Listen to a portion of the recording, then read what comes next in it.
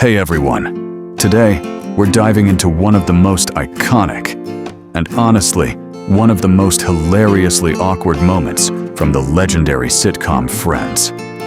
We're looking at the scene where Ross finally reveals his secret Star Wars fantasy to Rachel. It's a classic example of how this show mastered the art of relatable, yet totally cringy, relationship humor. Let's break it down. So, the scene starts with this cozy, late-night conversation between Ross and Rachel about fantasies. After a lot of hesitation, and I mean a lot, Ross finally cracks. He brings up Return of the Jedi, specifically the scene with Jabba the Hutt and Princess Leia in that famous gold bikini. It's funny because it's such a 90s geek staple. David Schwimmer plays Ross's nervousness so perfectly here. You can almost feel his vulnerability through the screen. But wait, the real comedy kicks in when we realize this private moment. Yeah, it's not so private anymore. Chandler and Joey find out. This highlights that classic dynamic between the guys. Ross believes in keeping things strictly between partners. But Chandler and Joey? Well, they represent that side of friendship where sharing is caring goes a bit too far. The look of absolute shock on Ross's face compared to their casual attitude.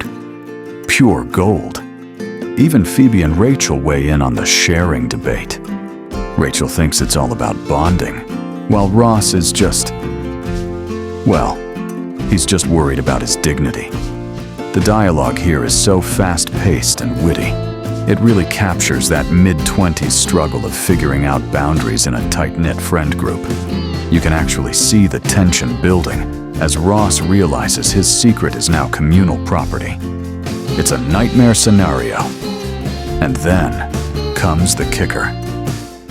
Chandler shares his own mental image struggle, and it's arguably one of the most relatable and horrifying jokes in the show.